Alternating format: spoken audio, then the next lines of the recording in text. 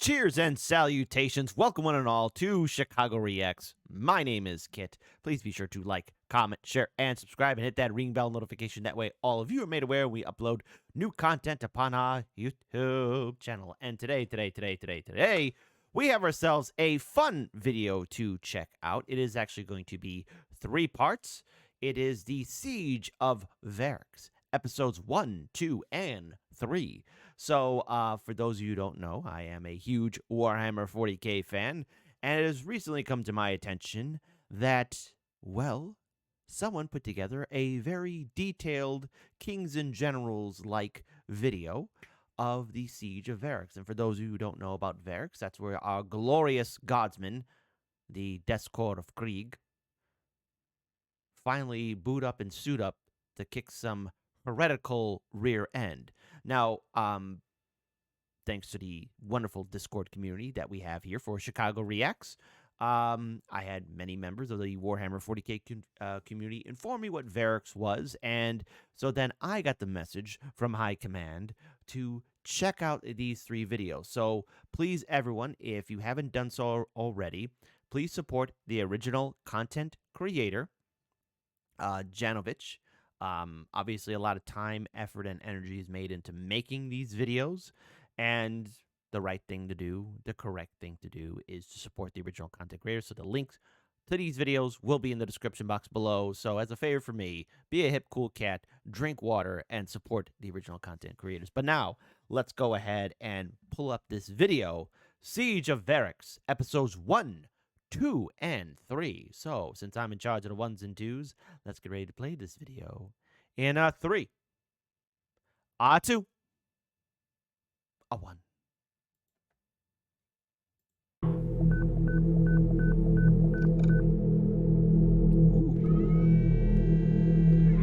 Looks cat's fancy. It is the year 804 of the 41st millennium. On the shrine world of Sun Artoris, Cardinal Borgia, the highest ecclesiastical authority within the Scaris sector. Borgia. No relation to the Borgia family here in the modern world. Whose frail body had been artificially sustained for over 400 years, finally passed away into the Emperor's blessing. Upon his death, the role was passed on to Borgia's protege, Cardinal Xaven, but before resting easy in his new seat of power, he would set out on a pilgrimage across the Scaris sector to see all the holy places for himself.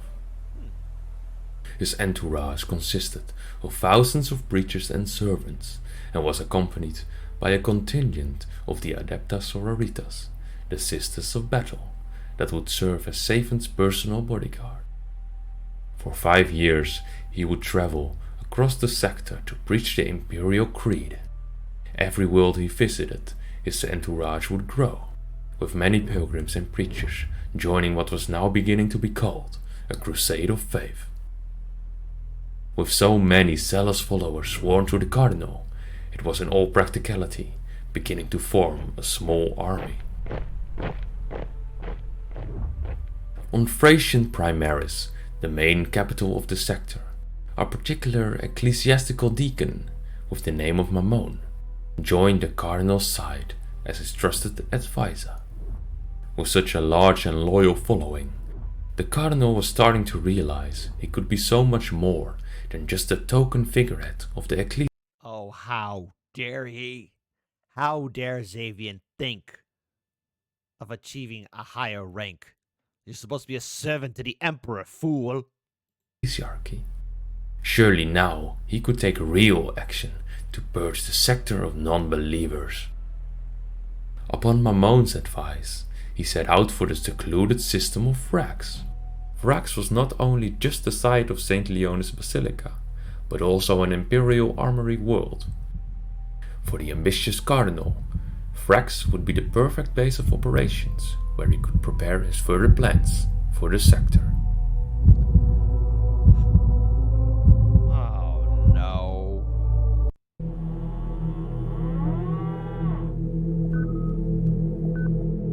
already, so that was one, episode 1, 2 minutes long, and good intro. And now we continue on with the killing Cardinal Xaven. Oh my goodness, Siege of Vraks, episode 2. Okay, let's go check this out.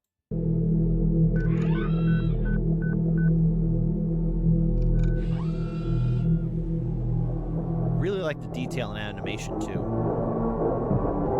In a great procession, the Cardinal and his entourage were welcomed into the citadel of Vraks. While Vraks' main purpose serves as an armory world, it is also home to the Holy Basilica of Saint Leonis the Blind, a missionary of the Ecclesiarchy who was killed spreading the words of faith throughout the Scaris sector during the 38th millennium. Due to Cardinal Xaven's exalted position within the Ecclesiarchy, it was all too logical that he should visit such a place, and it was his natural right to take residency in the adjacent palace for as long as he pleased.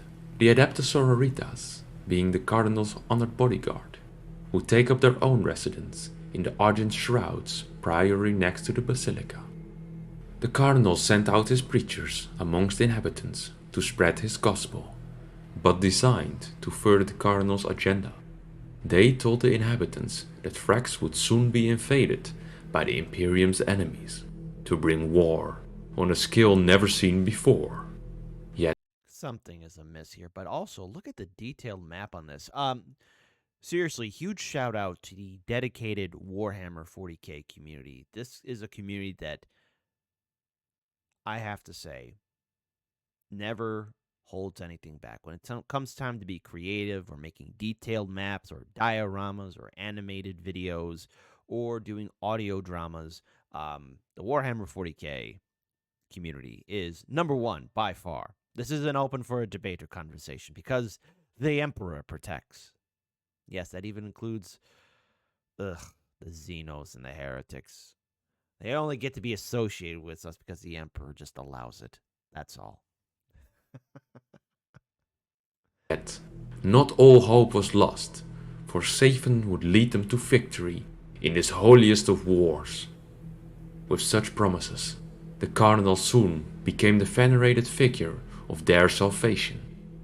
His already fanatical following evolved into outright religious zealotry. One could have gotten the impression the people on Vraks started to worship Cardinal Xaven even more than the God Emperor himself. However, Excuse me. Excuse me. Excuse me. I am deeply, deeply offended by that.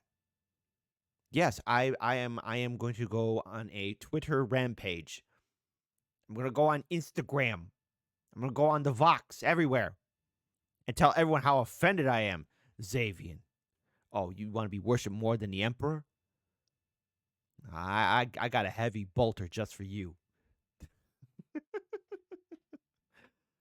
not all were so easy to persuade. The Adeptus Arbites, That's right. disciplined and committed to upholding the current order, were very difficult to sway to his cause. Exactly. Unsurprisingly, the Inquisition wasn't all too pleased with the Cardinal clearly overstepping his ecclesiarchal boundaries. After all, the Ecclesiarchy was prohibited from commanding armies as instructed by the Decree Passive. They had seen it all too many times before: hubris, self-deceiving and arrogant figureheads sidestepping the Emperor's will. In secret, the Ordo Hereticus had dispatched an agent of the Officio Assassinorum to Vraks. A Vindicare assassin, disguised as a pilgrim, sneaked into the citadel. With his Exitus sniper rifle, That's he right. took position on the highest spire of the basilica. His shot finally rang out, accurately onto the Cardinal. But in his paranoid suspicions, Xaven had already prepared himself by wearing a Rosarius mounted refractor shield. It created a flash of light as the bullet impacted with the shield. His bodyguards ran out into the line of fire. Are you serious?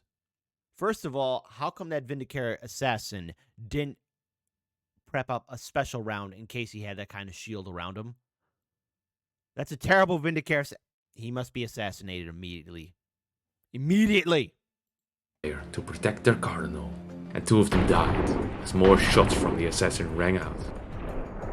In the ensuing upheaval, the cardinal was quickly brought to safety. With the mission failed, the Vindicare assassin set out to escape, but in a frantic rush, the cardinal's followers frenetically pursued the assassin throughout the citadel when he was eventually cornered in the catacombs of the basilica. Xaven.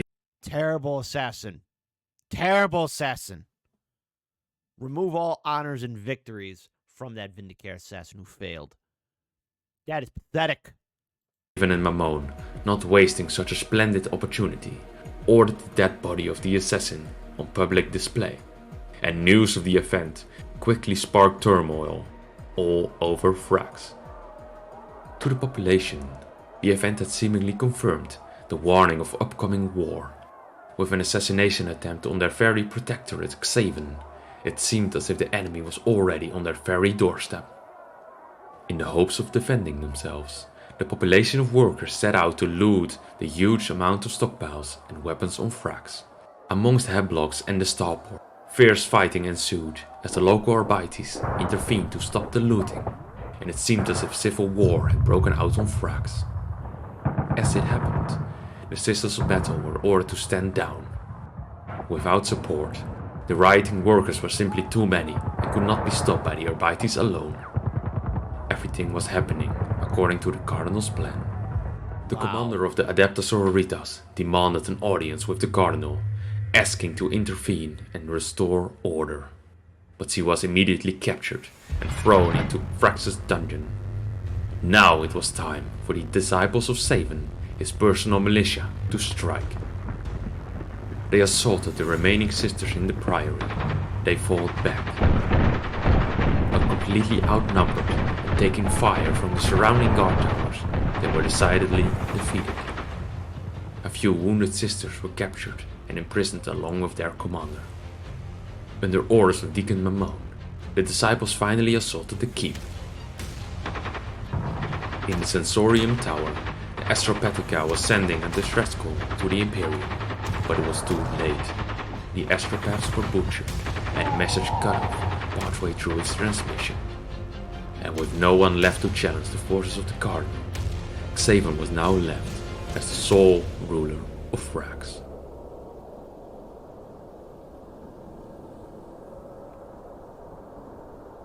God damn it.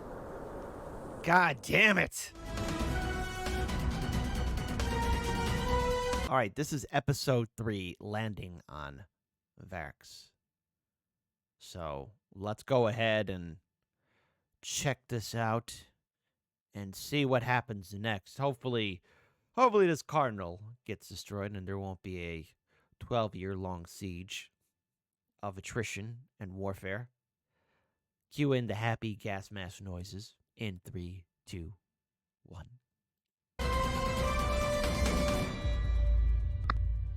And such were the events that pushed Vraks and its population into its irredeemable corruption. It meant the loss of an armory world, a serious logistical inconvenience, and an impediment to the already dire defense of mankind close to the Eye of Terror. All in all, this was a defilement against the Emperor that could not just be ignored. I see it there. I see Cadia. When people ask you where Cadia is, you don't need to point out onto the map. You point that Cadia is in your heart. That's where Cadia's at. Cadia stands. The guard will forever remain unbroken. Lousy heretics. Stupid Abaddon. Months passed as the Adeptus Administratum on Terra processed the state of affairs. Many powerful organizations within the Imperium had their own stake in the future of Vraks as well, and tried to force their own self-serving interests upon the bureaucratic decision-making that would decide the fate of the planet. This obviously led to a lot of disagreement, political bickering, lobbying, but despite any differences of opinion, there was one thing all parties could agree to. Exterminatus was out of the question. No. Vraks was simply too valuable to just give up Love the Inquisition. Oh. We can't Exterminatus? Why not? on.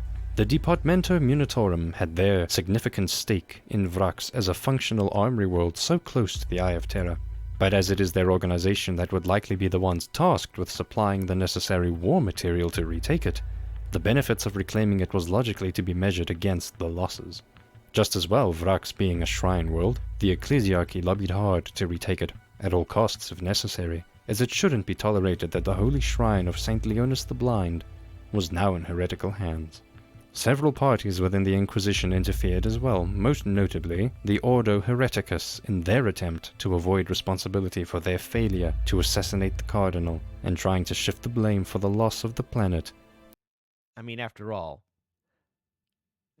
this is just a rarity where the Inquisition makes a mistake. I mean, never, not once, not ever, no. You better not write in the comments section below about the numerous mistakes the Inquisition has had. No, don't type with your keyboard. Eat a sandwich. And I better not see anyone say, well, I could eat a sandwich and type at the same time. To another party. But the Imperium was well aware that Vraks' defenses would be very formidable. Despite the planet being in the hands of pitiful, half-trained militia, its defenses were not to be trifled with. According to the latest Imperial intelligence, on the surface the defenses consisted of 3 layers of strong defensive lines, stretching many hundreds of miles, surrounding the citadel on all sides. Miles upon miles of trenches, bunkers, machine gun nests, minefields, and artillery. Its anti-air network was formidable, and Vraks had plenty of weapons capable of fighting invaders in low orbit. To make a decision, the data was fed into the strategic computers. Cogitators ran their calculations to form an estimation of what would be required to recapture the planet.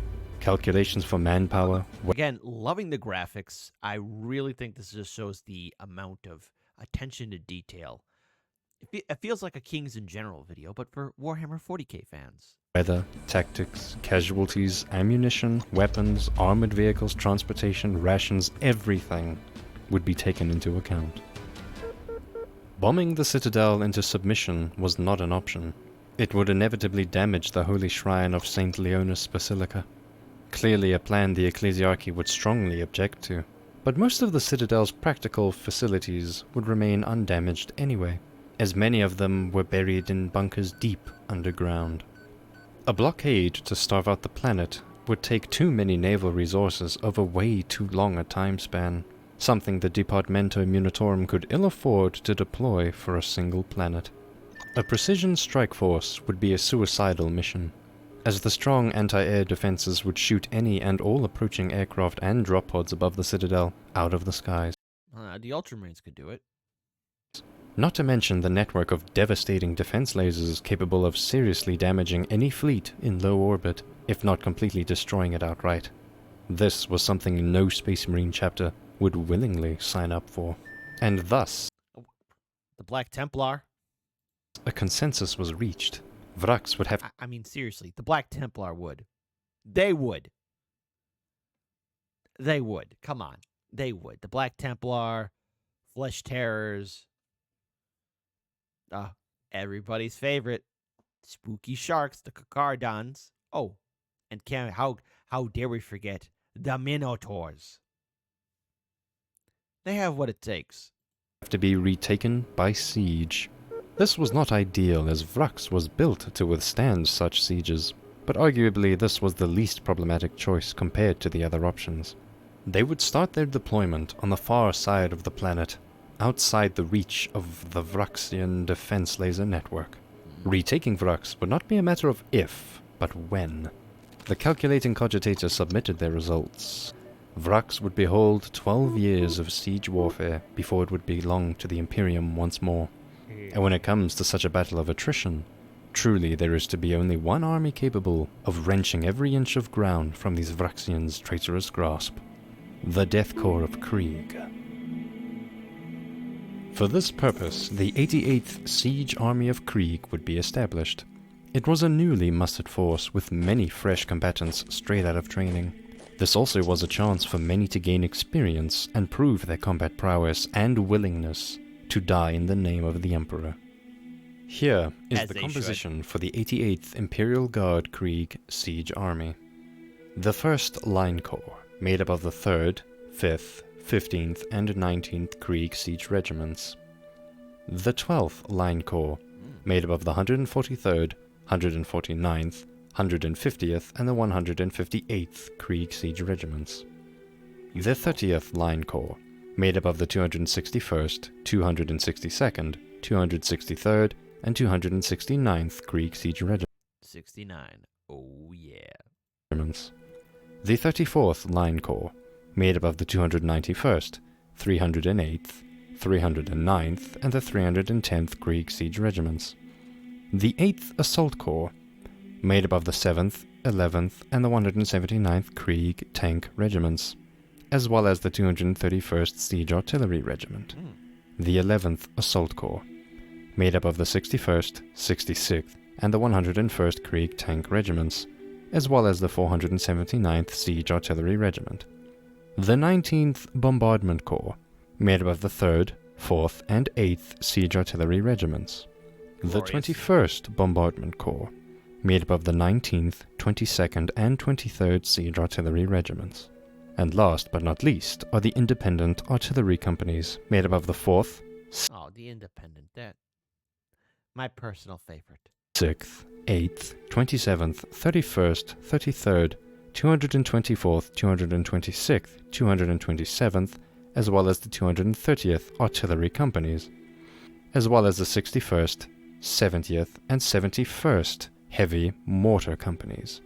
This new army would consist of 4 line corps, 2 mechanized assault corps, 2 bombardment corps, and a long list of independent artillery companies to supplement the already existing firepower.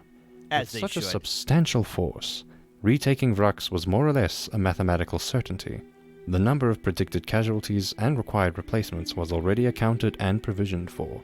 Now the only thing left to do was assign the siege army to a steadfast, patient commander inclined to perform standard siege procedure. And for this, command was given to Lord Commander Julka, a man who was known for being a temperate, perhaps some would say ponderous. Ugh. Miserable. Ew. Ew, I don't like him already. I don't like him at all. He looks like... Says, oh no, someone ate my donut. Commander, thoroughly adherent to standard academic siege doctrine. Voyaging such a substantial force from Krieg all the way to Vraks is quite a daunting undertaking, as one might imagine. Fortunately, not all forces were required to be deployed at the same time. So when the pioneering forces of the 88th were loaded, the first part of the fleet disembarked from Krieg's low orbit. The first convoy of 21 Imperial Navy transports set out for the Scarus sector.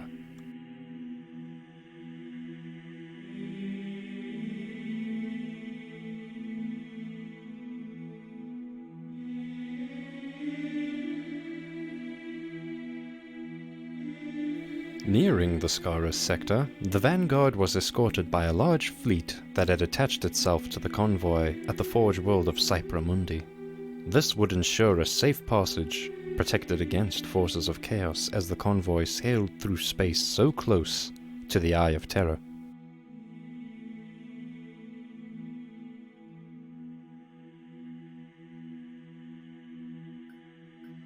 Once the fleet reached the sector, Lord Commander Julka and his entourage detached from the flotilla and set up a headquarters on Thracian Primaris, the capital of the Scarus sector. His physical presence wouldn't be required on Vraks itself, as he could simply oversee the campaign from a comfortable distance, busying himself mostly with the logistical, diplomatic, and bureaucratic necessities of his role as High Command. The flotilla continued their advance on the Already I don't like him. Already I don't like this commander. Already I don't like him. You're going to detach and be safe. Oh, I'm safe from a nice area. Well, he sends his forces there. Terrible force commander. Vraks subsector and the Vraks system. Here, command of the fleet was transferred to Admiral Raziak and his flagship, the Lord Bellerophon. Approaching Vraks Prime from the far side, far away from the range of its planetary defense lasers, Cardinal Xaven on Vraks simply had no ships to challenge the inbound armada in space, and thus the fleet could access orbit uncontested. The landing of men, weapons, and material would begin. Glorious. The 143rd Regiment was the first to land on Vraks. Tasked with securing a landing zone and to secure a bridgehead, they set about digging in immediately. With the help of Atlas excavators equipped with specialized digging tools, they rapidly set up kilometers. And entrenching tools help out too. Dig a proper hole. A real fighting hole. Not just a hole that Perturabo digs. That's right. That's right. I'm back at it again. Perturabo digs holes. Simple as that. Oh, and by the way, if Perturabo gets upset that I'm talking shite to him, too bad. Go dig a hole. The Deathcore Krieg build fighting holes. Big difference. Now go cry in your hole, Perturabo. Of trenches around the landing site. Then immediately afterwards they added minefields and razor wires to its defenses. Meanwhile, the 143rd Regiment's Death Rider companies patrolled the surrounding wastelands for enemy activities, but for all their extensive scouting, all reports were clear that not a single enemy was spotted in the whole wider area. To their surprise, Xaven's forces had apparently made no efforts to prevent, or even contest, the landing and had allowed them to build up their Imperial forces on Vraks completely unhindered. As the months passed, the landing zone had developed into a logistical center and defensive stronghold. More troops and more guns were constantly transported to the surface from orbit above, as the rest of the 88th Siege Army safely arrived in the system.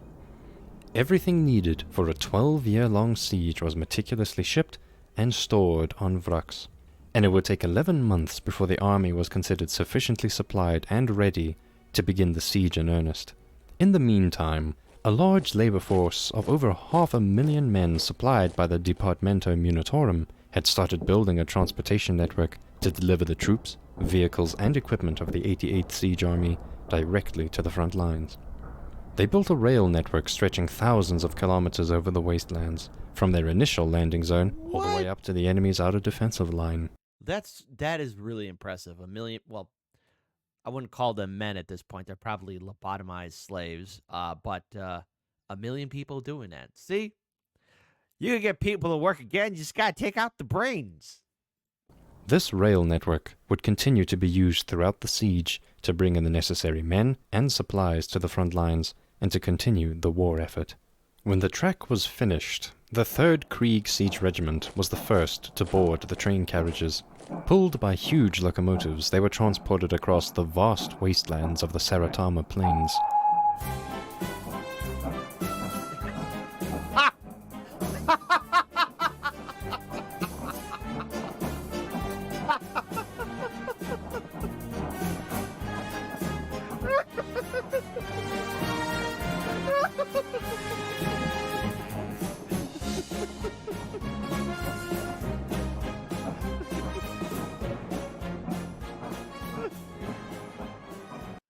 Now, all we need now is, may he rest in peace, George Carlin to narrate how Thomas, the train engine, or Gordon, or Edward, again, I forget the names of the other trains. I think there was Percy too.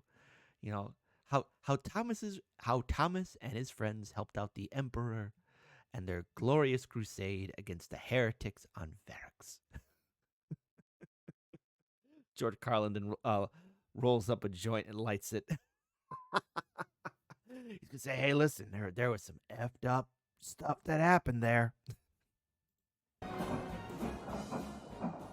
They were brought as close to the enemy front lines as was safely possible, less than 100 kilometers from the enemy front lines, and yet less than a few dozen kilometers outside the range of the enemy artillery. After setting up their forward depot, the locomotives returned to the landing zone to pick up more troops, and the Labor Corps continued to extend the rail network. More defensive zones with trenches, minefields, and razor wire were once again created, and once again this went uncontested by the Vraxian defenders, as more and more troops and material were transported towards the forward positions. The command of the 88th Siege Army decided it was time for the assault to begin.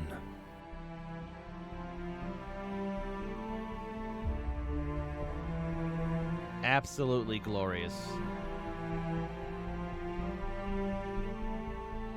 All right, we're going to stop here. First of all, there's a lot to unpack here with this. Number one, really awesome attention to detail video. It's a 3-parter video. Well, actually, there's more episodes. So let me ask you this, the audience. If this is something that interests you, please type in the comment section below. It's a rarity where I get to react to Warhammer 40k content because a lot of it I have seen. I have not seen this, though. And this is such a special treat. Sometimes stuff flies under my radar. And you know what? For you, the audience, if you want to help contribute, please, if there's any kind of content that you want us to react to, your feedback is fundamentally important. I mean, look how big our channel is growing right now, and it's because of all of you hip cool cats, and for that, I cannot thank you all enough. However, another big favor that you can do is in the description box below is the link to the original content creator. Please subscribe to their work. Please follow them on social media. Please like their videos because a lot of time, effort, and energy is into making these videos. We have fun reacting to them, but please, for all the videos that we react to here, support the original content creators because it's the right thing to do. And since this is Warhammer 40k, it's already going to hold a special place in my heart. So, until then, please take good care of yourselves. There will be a fast and glorious Imperial victory. Curses upon the heretics. Curses upon the Cardinal Xaven. Thinking that he's hot shite when he's not. And Perturabo can go dig a hole. Until then, the Emperor protects, and peace to you all.